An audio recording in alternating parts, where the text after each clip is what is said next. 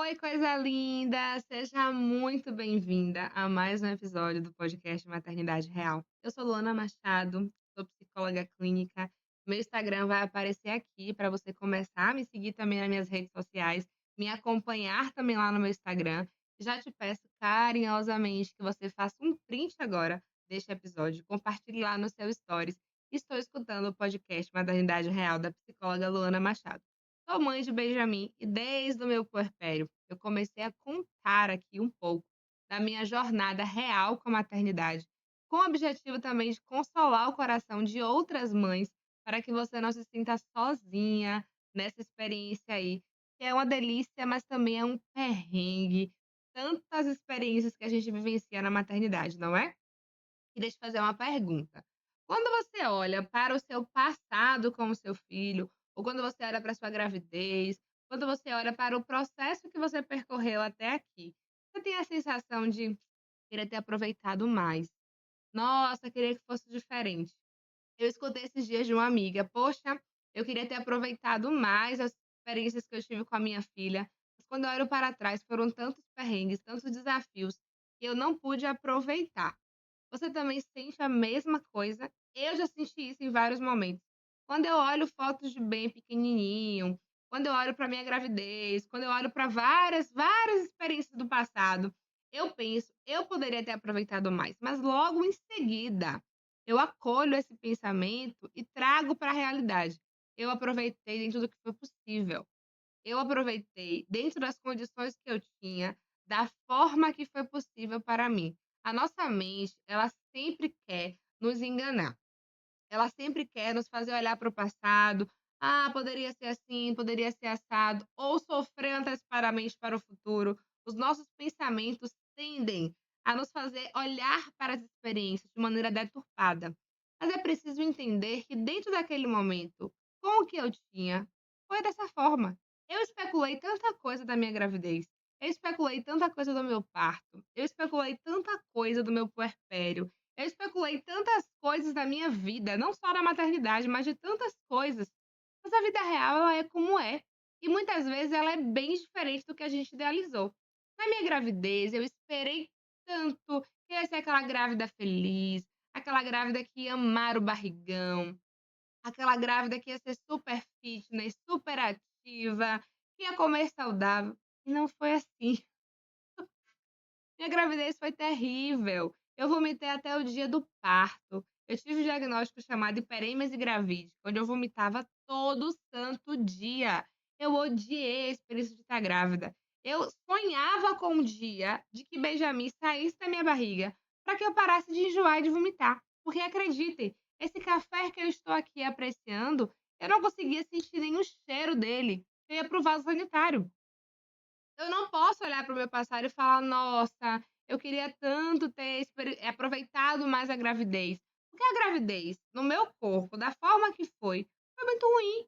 Eu me sentia doente, todos os dias eu vomitava, eu fiquei internada, porque eu vomitei tanto, que tinha um risco, né, de desidratar o meu corpo e da criança também acabar sendo afetada. Então, assim, não foi mágica, não foi maravilhosa, não foi aquela coisa de malhar, de ser fitness, não foi. Eu até tentei ser fitness, mas como eu vomitava muito, eu passei mal na academia, minha pressão caiu, então assim, não foi possível. Eu não tinha ânimo nenhum de sair pra rua, porque assim, ia para um restaurante, os cheiros me enjoavam. E assim, era real. Parece que meu nariz tinha aumentado de tamanho, eu conseguia captar os cheiros de maneira diferente. Não usei perfume, escovar o dente era uma tortura. Então assim, como é que eu posso olhar pra minha gravidez e falar: "Ah, eu queria ter aproveitado mais"? Porque da forma que foi difícil pra mim. Eu aproveitei dentro do que eu pude.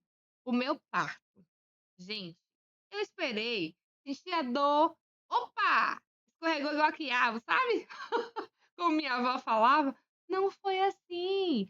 Foram 29 horas de trabalho de parto. Eu comecei a sentir a primeira contração 13 horas de uma quinta-feira e Benjamin nasceu 17h25 da sexta-feira.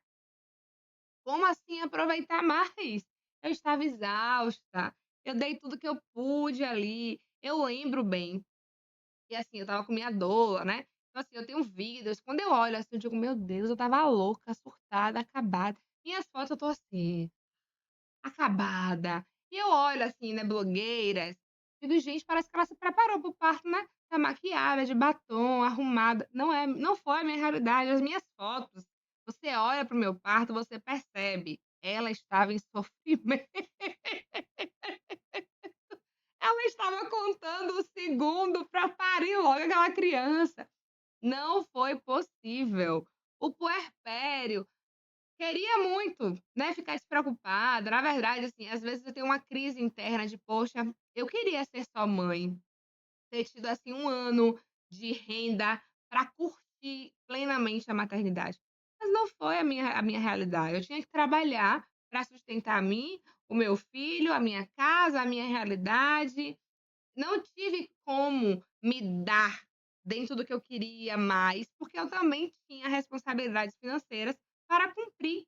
Então, assim, em vários momentos, a nossa mente ela vai nos enganar. Esses dias, eu fiquei pensando: "Poxa, eu acho que eu vou parar de atender à noite". Na verdade, parar de atender à noite, eu atendo só 2 vezes na semana, ou meu namorado ou minha mãe fica com o Benjamin para eu atender. Já teve várias rotatividades, babá, várias pessoas já ficaram com ele para atender, mas há muito tempo já pensei em parar de atender à noite, porque influencia no sono de bem, porque acaba influenciando no sono na rotina dele. E aí esses dias, eu me peguei ali na historinha dele para ele dormir, eu falei: "É tão bom estar aqui, né, é tão bom colocar ele para dormir, ler a historinha, pena que eu às vezes tenho que atender, e aí isso acaba influenciando". E aí vem aquele sentimento de eu queria fazer isso todos os dias, e acho que eu vou parar de atender. Só que assim, não posso na minha realidade parar de atender à noite. Eu tenho clientes que trabalham o dia inteiro e só podem fazer terapia à noite ou sábado. Eu não atendo sábado. Então, Luana, hello, a sua realidade não é essa, você não pode. E aí, parar de atender à noite também vai ter um impacto financeiro na minha vida. É a realidade que eu tenho, é essa. Então, eu queria te dizer o seguinte: eu tenho certeza que foi toda a sua entrega de maternar, na gravidez, tudo foi dentro das suas condições, foi dentro do que você podia fazer. E hoje, o que me consola em muitos momentos é: "Ah, será que não seria melhor se eu fosse assim, fosse assado, não trabalhasse, ficasse plena para bem?". Não é a minha realidade. Não vou ficar especulando possibilidades que não condizem com a minha realidade. É o que eu tenho hoje, é essa realidade aqui. Então, assim, o que eu tento trabalhar na minha cabeça é: o tempo que eu tenho com ele é de total entrega. Então, quando eu termino de atender, eu largo o celular, eu me desconecto do computador e eu sou plenamente mãe. Eu vou ali dar a jantinha, colocar para dormir, brincar, dar banho. Hoje, por exemplo, no dia que eu estou gravando este episódio, ele acordou 5h30 da manhã, chorando, pedindo desenho, querendo ligar a televisão. E eu sou uma mãe que eu tento muito estimular de outras formas e fazer o mínimo uso de telas. E eu falei: "Não, filho", chorou, fez escândalo, 5h30 da manhã, pegava o controle, e eu tirei a bateria do controle e falei pra ele: "O desenho tá dormindo ainda não é hora de assistir". E 5h30 da manhã, o que é que eu fiz pra criança parar de chorar? Peguei tinta guache. Vamos brincar de pintar. Então eu falo pra mim assim: Que incrível! É claro que você não vai estar pra ele 100% em todos os momentos que ele quer. Pra sair hoje, pra vir gravar que ele chorou, ele fez um escândalo, ele não queria ficar com a babá, ele queria estar comigo, e claro que meu coração doeu.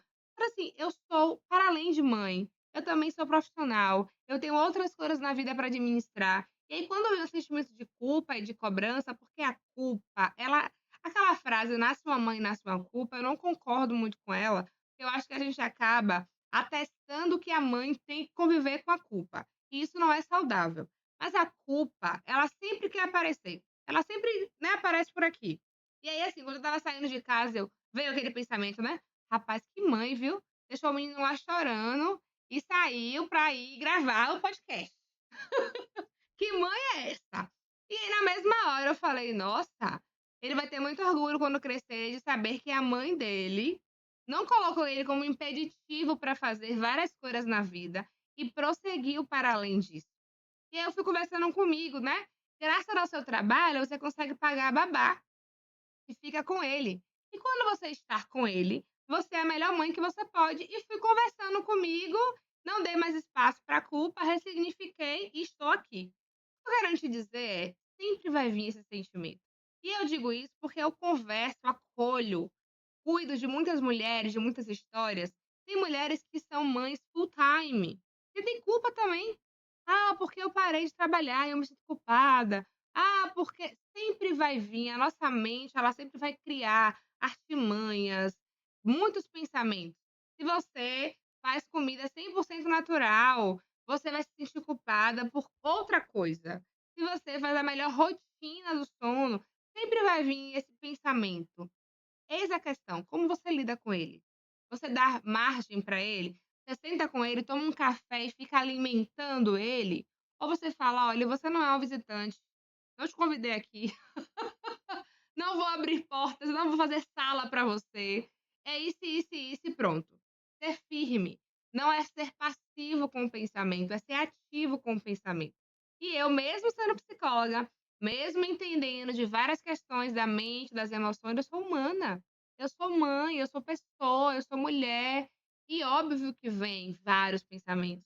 Óbvio que surgem vários pensamentos em alguns momentos. E eu preciso lidar e acolher. E aí eu me recordei disso, conversando com uma amiga esses dias. Eu compartilhei um vídeo, né, que meu celular, o Google Fotos, criou, de vários momentos de bem com a amiguinha. Aí eu mandei: "Ó, amiga, várias lembranças gostosas". E aí ela me mandou: "Poxa, amiga, quando eu olho para essas fotos, eu fico pensando que eu poderia ter curtido mais, que eu poderia ter aproveitado mais, que eu poderia ter tido mais paciência, que eu poderia ter sido isso". E aí eu olhei para isso e falei: "Ó, eu não sou a única mãe, é a única mulher que pensa isso em alguns momentos". Só que eu respondi para ela: "Fomos maravilhosas, da forma que podíamos ser, e com certeza curtimos muito dentro do que a gente pôde". Ah, mas assim, gente, como é que eu vou curtir muito sem dormir? Como é que eu vou curtir muito se eu não consigo nem ir ao banheiro? Banheiro, necessidade fisiológica, a mãe às vezes não consegue fazer, a criança tá ali chorando, gritando. Como é que você vai estar sorridente se você quer fazer xixi e você não consegue? Como é que você vai estar plena e feliz se você olha para casa, tem prato para lavar, tem casa para arrumar, tem roupa pra colocar na máquina e ainda uma criança para cuidar? Então, assim, é importante também a gente trazer para a realidade, porque eu estou aqui plena, linda, arrumada, gravando esse podcast para vocês, mas a vida real ela acontece. Tem dias que eu não tenho uma rede de apoio nenhuma e eu tenho que varrer casa, passar pano, cozinhar, cuidar de Benjamin, ele querendo, sei lá, minha atenção, e eu preciso cozinhar, senão eu e você não vamos ter o que almoçar. E aí, assim, tento criar estratégias? Tento. Às vezes coloco lá ele na cozinha, com a panela, com vamos brincar de cozinha, aí ele pega a panela de pau, fica lá batendo nas panelas e se achando. E às vezes ele não quer e eu vou ter que acionar a rede de apoio, chamar a televisão, ligar no desenho, ele assistir, porque eu preciso cozinhar, porque eu preciso arrumar a casa, porque precisamos morar em um lar limpo. E é sobre isso. Então, assim, não tem como a gente ficar se cobrando por poderia ser diferente, se temos tantas outras responsabilidades também da vida adulta para cumprir. E é isso, eu quero que você olhe para o seu passado e se acolha, entendendo que você fez o melhor dentro do que você podia. Me conta aqui o que é que você achou desse episódio, como foi para você escutar essa minha jornada, essa minha experiência, e não esquece de compartilhar esse podcast com o máximo de mulheres que você possa. Assim, você me ajuda na divulgação do meu trabalho. Beijo, lindeza!